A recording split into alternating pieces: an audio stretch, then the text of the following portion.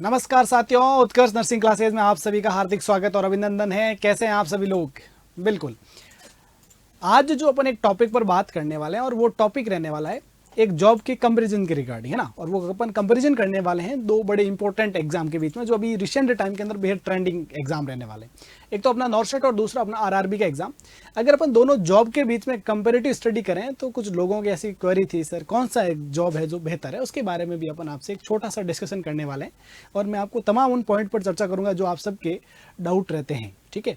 तो सबसे पहले मैं आपसे एक एक पॉइंट वाइज अगर मैं स्टार्ट करूं तो सबसे पहला, अगर आपने पॉइंट की अगर अपन बात करते हैं तो अपन एक तरफ तो अपन बात कर लेते हैं किसकी, अपने नॉर्सेट एग्जाम की। किसकी बात करेंगे?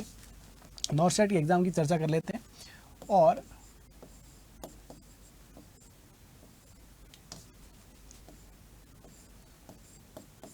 दूसरी तरफ अपन चर्चा करेंगे आरआरबी के, ना।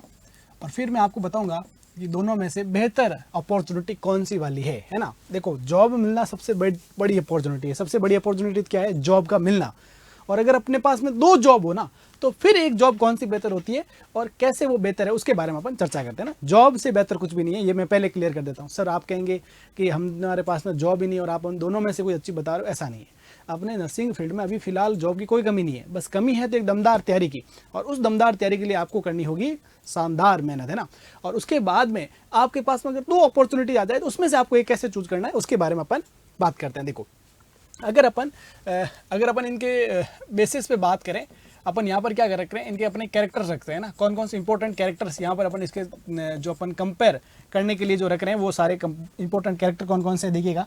सबसे पहले मैं आपसे बात करता हूँ कि कौन से डिपार्टमेंट के अंदर ये दोनों जॉब, इसको कौन कौन इनका क्या अपन कह सकते हैं, हेड ऑफ मिनिस्ट्री कौन होता है। अगर उस पर मैं चर्चा करता हूँ तो आप सब लोगों को पता है कि जो नॉर्सेट है उसको, जो ये जो नॉर्सेट वाला एग्जाम है, ये करवाता तो दिल्ली एम्स से। कौन करवाता है? दिल्ली एम्स करवाता है। और दिल्ली एम्स जो है एक ऑटोनॉमस बॉडी है। और ऑटोनॉमस जो बॉडी अगर कंट्रोल में किसी की आती है तो वो रहती है अपनी ministry of health and family welfare. कौन सी मिनिस्ट्री के अंडर आती है? Ministry of health and family welfare आती है। उसके अलावा मैं अगर बात करता हूँ आरआरबी, तो आरआरबी आप सबको पता है किस कौन सी मिनिस्ट्री के अंदर आती है? रेलवे मिनिस्ट्री के अंदर ना। रेलवे के अंदर रेलवे मिनिस्ट्री इसको क्या करती है भाई? हेड करती है, कंट्रोल करती है पूरे इसके सेटअप को, है ना। अपने इंडिया के अंदर रेलवे बहुत बड़ा इंफ्रास्ट्रक्चर है, जो कि आपके अपन कह सकते हैं हजारों लाखों लोगों की जॉब का केंद्र है। और उसके अलावा जॉब के साथ साथ में हजारों लोगों के, लाखों लोगों के ट्रांसपोर्ट का माध्यम है ना। तो रेलवे एक बहुत बड़ा खुद के अंदर एक बड़ा सेटअप है, जो कि एक इंडिविजुअल सेटअप बॉडी के अंदर सबसे ज़्यादा रोजगार देने में एक बड़ा नाम है रेलवे का, है ना। उसके अलावा एम्स अपने किसके अंदर आता है? Ministry of health and family welfare के अंदर आता है। एक तरह की ऑटोनॉमस बॉडी होती है। और रेलवे जो एक प्योर सेंट्रल गवर्नमेंट जॉब है। पहली चीज़ तो ये क्लियर कर देता हूँ, ठीक है। उसके बाद में अगर मैं बात करता हूँ दूसरा इंपॉर्टेंट जो अपना क्राइटेरिया रहता है जॉब प्रोफाइल का।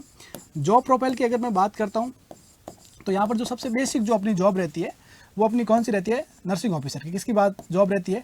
नर्सिंग ऑफिसर की जो जॉब रहती है, सबसे बेसिक जो जॉब रहती है अपन जिसके लिए अप्लाई करते हैं, वो नर्सिंग ऑफिसर पोस्ट का नाम है। और यहाँ पर जो इस जॉब का नाम है वो है नर्सिंग सुपरिटेंडेंट, है ना। तो ये दोनों जॉब सेम जॉब है।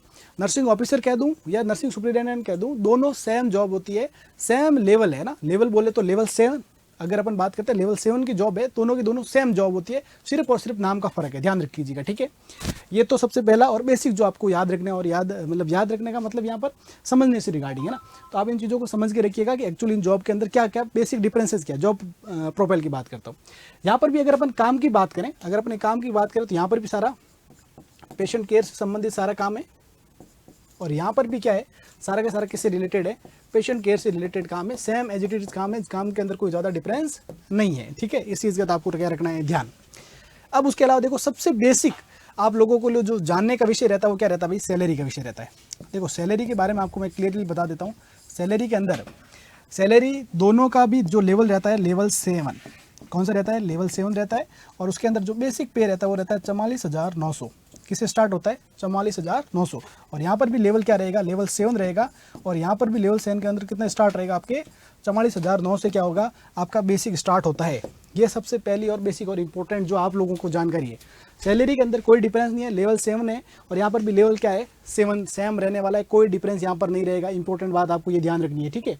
और उसके अलावा जो सैलरी के अंदर जो माइनर डिफरेंसेज आते हैं, वो डिफरेंसेज आते हैं आपके अकॉर्डिंग टू लोकेशन, अगर एक्स सिटी है या वाई सिटी है या जेड सिटी है, उसके अकॉर्डिंग आपको डिफरेंसेस देखने को मिलेगा। अगर आप बड़ों शहरों में रहोगे तो उसका जो अपना हाउस रेंट जो मिलता है वो थोड़ा ज़्यादा मिलता है, और उसके बाद में जैसे जैसे सिटी की ग्रेड होगी उसके अकॉर्डिंग आपको हाउस रेंट मिलता है, उसकी वजह से आपको थोड़ा सा सैलरी के अंदर डिफरेंस देखने को मिल सकता है। ठीक है, उसके बाद में अगला जो इंपॉर्टेंट पॉइंट यहाँ पर जो रहेगा, अगर यहाँ पर बात करते हैं अलाउंसेज की, किसकी बात करते हैं अपन, अलाउंसेज की बात करते हैं। एक स्पेशल पॉइंट यहाँ पर सैलरी के साथ में अलाउंसेज का भी रहेगा, तो आपको अलाउंसेज वाले पॉइंट पर मैं यहाँ पर प्रकाश डालता हूँ। देखो अलाउंसेज की मैं बात करता हूँ तो एम्स के अंदर अभी कुछ एम्स के अंदर स्पेशल अलाउंस स्टार्ट हुए हैं, जैसे कि क्रिटिकल केयर एरिया हो गया, ओटी हो गया, या ऐसी कोई जगह जहाँ पर जैसे इमरजेंसी हो गया तो वहाँ पर स्पेशल एरिया अलाउंस भी मिलता है। स्पेशल एरिया यहाँ पर क्या मिलता है, स्पेशल एरिया अलाउंस कहीं कहीं जगह स्टार्ट किया है और कहीं कहीं जगह ऐसा मिलना स्टार्ट हो सकता है। ठीक है, और उसके अलावा अगर मैं बात करता हूँ तो कई जगह हायर डिग्री अलाउंस भी मिलता है। क्या मिलता है, हायर डिग्री अलाउंसेस भी मिलना स्टार्ट हुए हैं ना, जो कि ऐसा अभी रेलवे में ऐसा कोई ऐसा प्रावधान यहाँ पर नहीं है जो कि आपको स्पेशल डिग्री मतलब स्पेशल एरिया अलाउंस या हायर डिग्री अलाउंस कहीं मिलता हो। ये भी सब एम्स में नहीं है, कहीं कहीं जगह ऐसी फैसिलिटीज़ अभी तक स्टार्ट हुई है और कई जगह आगे फ्यूचर में स्टार्ट होने की संभावना है। और उसके अलावा मैं आपको यहाँ पर पॉइंट करता हूँ, तो यहाँ पर रेलवे के अंदर जो सबसे बड़ा अपन इंपॉर्टेंट जो रहता है स्पेशल अगर अपन बात करते हैं तो यहाँ पर दीपावली का बोनस मिलता है। क्या मिलता है भाई, दीपावली का बोनस मिलता है। ये सबसे इंपॉर्टेंट बात मैं आपको बता देता हूँ, रेलवे के अंदर दीपावली का बोनस मिलता है जो कि लगभग 18,000 के आसपास क्या रहता है, स्पेशल दीपावली का बोनस रहता है। ये सबसे बड़ा और एक अच्छा मैं कह सकता हूँ बेनिफिट वाला पॉइंट यहाँ पर रेलवे के अंदर ध्यान रख लीजिएगा। ठीक है, थोड़ी ऐसी फीलिंग अच्छी आती है ना, बोनस मिलता है, हाँ दिवाली है, थोड़ा अपनी भी दिवाली कैसे अच्छी हो सके उसके लिए एक अच्छा प्रयास, इनिशिएटिव अच्छा लगता है। ठीक है, उसके अलावा मैं अगर अपन बात करता हूँ अलाउंसेज के बाद में, तो सबसे इंपॉर्टेंट रहता है अलाउंसेज मिल जाए, सैलरी वगैरह ठीक है सर। लीव्स के बारे में क्या है, तो लीव के बारे में देखो यहाँ पर एम्स के अंदर अगर आप शिफ्टिंग ड्यूटी करते हो तो शिफ्टिंग ड्यूटी के अंदर आपको ये 8 डे ऑफ मिलते हैं। कितने मिलते हैं, 8 डे ऑफ मिलते हैं। और उसके साथ साथ में अगर मैं बात करता हूँ लगभग 30 आपको क्या मिल जाती है, EL अर्न लीव जिसे अपन क्या कहते हैं, कई जगह इसको PL भी कहते हैं। और उसके अलावा आपको 10 क्या मिल जाती है, CL मिल जाती है। ठीक है, उसके अलावा अगर अपन बात करते हैं तो 10 HPL या मेडिकल लीव के बारे में भी अपन कह सकते हैं ना, या मेडिकल लीव जो अपन कहते हैं। ठीक है, और यहाँ पर मैं बात करता हूँ तो रेलवे के अंदर ये थोड़ा सा एक ड्रॉबैक जो है, यहाँ पर डे ऑफ कितने मिलते हैं आपको, सिर्फ 4 डे ऑफ मिलते हैं। कितने डे ऑफ मिलते हैं, 4 डे ऑफ मिलते हैं। बाकी सारी जो फैसिलिटी रहेगी वो एज इट इज़ सेम रहेगी, जो आपकी बाकी इंस्टीट्यूट में मिलती है वहाँ की वहाँ सेम रहेगी, कोई यहाँ पर डिफरेंस नहीं है, बिल्कुल सिमिलर है, कोई डिफरेंस नहीं होने वाला। और तीसरा जो अपना इंपॉर्टेंट रहता है, अगर अपन शिफ्टिंग की बात करें ना, तो शिफ्टिंग ड्यूटीज़ का शिफ्टिंग शेड्यूल क्या रहता है वो देख लीजिएगा। यहाँ पर देखो मॉर्निंग इवनिंग और नाइट अगर मैं बात करता हूँ तो मॉर्निंग जो रहती है यहाँ से लगभग 8 to 2 PM, और जो इवनिंग रहती है 2 to 8 PM, और जो नाइट रहती है 8 to 8 PM रहती है। जबकि यहाँ पर जो मॉर्निंग रहती है ये 6 to 2 PM रहेगी, इवनिंग रहेगी जो 2 to 10 PM रहती है, और जो नाइट रहती है वो आपके 10 to मॉर्निंग 6 AM तक रहती है। तो ये इनका क्या रहता है, शिफ्टिंग शेड्यूल रहता है। हर जो ड्यूटी है वो उन्होंने 8 आवर्स की कर रखी है रेलवे के अंदर, जबकि एम्स के अंदर 2 जो शिफ्टिंग है मॉर्निंग इवनिंग वो 6 आवर्स की है, बाकी वाली जो एक शिफ्ट है वो कितनी आपकी 12 आवर्स की है। तो ये आपको शिफ्टिंग आवर्स रहता है, शेड्यूल रहता है, इसका भी आपको थोड़ा ध्यान रखना है क्योंकि ये भी बड़ा इंपॉर्टेंट होता है ना। यहाँ पर उन्होंने क्या डे ऑफ कम इसी बेसिस पे कर रखे हैं कि जो तीनों शिफ्ट है उन तीनों शिफ्ट को उन्होंने फिक्स ड्यूरेशन के आधार पर कर रखा है डियर, है ना। और उसके अलावा जो जनरल शिफ्ट करते हैं उनके लिए तो सब जगह जनरल GH वाला कंसेप्ट सब जगह लागू होता ही होता है। ठीक है, तो ये आपका शिफ्टिंग के बारे में थोड़ा ध्यान रख सकते हो आप अगर किसी को जानना है तो। और उसके अलावा अगर अपन और चीज़ों पर अगर अपन प्रकाश डालें तो एक बड़ा मुद्दा रहता है ट्रांसफ़र का। किसका मुद्दा रहता है, ट्रांसफ़र का। कैसे ट्रांसफ़र की क्या पॉसिबिलिटी होती है क्या, तो देखो एम्स के अंदर फ़िलहाल ऐसी कोई ट्रांसफ़र की पॉलिसी नहीं है, अभी इसके अंदर कुछ काम चल रहा है, फ्यूचर के अंदर ऐसा कोई प्लान आएगा और उसके बारे में एकदम एग्जैक्ट क्या कह सकते हैं क्या प्लानिंग होगी वो अभी फिक्स नहीं है। कुछ चर्चाएं अभी चल रही है, कुछ जगह इसके ड्राफ्ट भी सर्कुलर हो रहे हैं, लेकिन एकदम एग्जैक्ट जब बनेगा तब आपके इसके बारे में अपन चर्चा करेंगे और फ्यूचर में ऐसे होने की संभावना है। लेकिन रेलवे में अभी भी ट्रांसफ़र पॉलिसी है जो अवेलेबल है, अगर किसी को भी अगर वो कहीं पर भी इनिशियली किसी भी जोन में अगर सेलेक्ट हुआ है तो उससे जोन से दूसरे जोन में वो ट्रांसफ़र हो सकता है। ये चीज़ ध्यान रखिएगा, रेलवे के अंदर आपको ट्रांसफ़र की अपॉर्चुनिटी मिलती है, जबकि एम्स के अंदर अभी तक ऐसी कोई अपॉर्चुनिटी नहीं है। और फ्यूचर में भी किस आधार पर मिलेगी उसका भी कोई ऐसा फिक्स्ड क्राइटेरिया होगा या नहीं होगा उसका अभी तक अपन कह नहीं सकते, लेकिन ऐसा होने की संभावना ही निश्चित तौर पर है। उसके अलावा अगर हम बात करते हैं प्रमोशन की, एक और बड़ी इंपॉर्टेंट इच्छा है, जब आपकी जॉब लग जाती है तो प्रमोशन से रिगार्डिंग आपके माइंड में एक थॉट आ सकता है।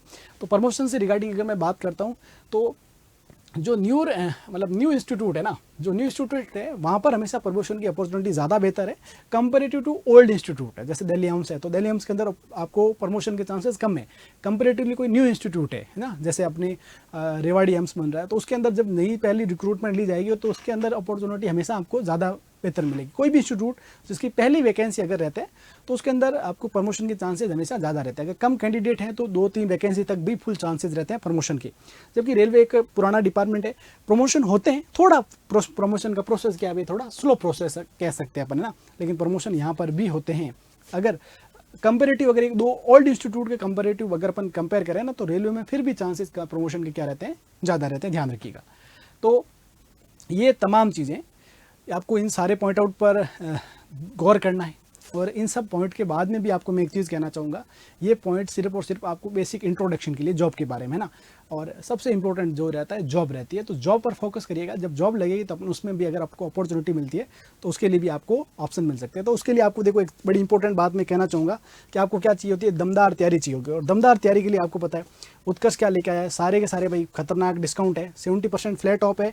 उसके साथ साथ में अगर आप NG code 13 coupon code use करते हो तो 13% एक्स्ट्रा डिस्काउंट है, और राखी स्पेशल आपको 100% रिवॉर्ड पॉइंट मिलने का भी एक शानदार मौका है। उसके अलावा अगर आप रामबाण बैच करना चाहते हैं, जीरो से बेसिक से तैयारी स्टार्ट करना चाहते हैं, और उसके में MCQ जो बैच है वो साथ में लेना चाहते हैं, तो ये ऑफर प्राइस आपको बहुत अराउंड 9000 में मिल जाएगा। अगर आप MCQ बैच साथ में नहीं लेना चाहते, मतलब स्टैंडर्ड टाइप का लेना चाहते हो, तो लगभग 7500 अराउंड उसमें प्राइस लगेगा। ये सारी चीज़ आप इसमें नोट कर लीजिएगा, 7700 है ना। उसके अलावा RRB के लिए स्पेशल प्राइस है। अगर आप प्राइम जो स्टूडियो से लाइव बैच लेना चाहते हो तो उसके लिए ये प्राइजेज़ है। उसके अलावा टेस्ट सीरीज़ भी है यहाँ पर। उसके अलावा नॉर्सेट है, जो अपन टारगेट बैच हो गया, टारगेट के साथ में टारगेट में भी 2 टाइप है, प्राइम और स्टैंडर्ड, दोनों आपके पास में अपॉर्चुनिटीज़ है। और उसके अलावा नॉर्सेट MCQ बैच है, और नॉर्सेट टेस्ट सीरीज़ है, DSSP टेस्ट सीरीज़ है। ये तमाम अपॉर्चुनिटीज़ आपके सामने अवेलेबल है। तो आप सब लोग अगर अपने एक बेहतर भविष्य का निर्माण करना चाहते हैं तो एक शानदार अपॉर्चुनिटी का लाभ उठाएं। मैं उम्मीद करता हूं कि आपके सारे बेसिक डाउट जॉब से संबंधित क्लियर हुए होंगे। अगर फिर भी कोई डाउट है तो कमेंट बॉक्स के अंदर जरूर कमेंट करिएगा, आपके और डाउट को अच्छे से जवाब देने का प्रयास किया जाएगा। आप सभी लोग इस सेशन को ध्यान से देखा, उसके लिए आप सभी लोगों का शुक्रिया। Thank you.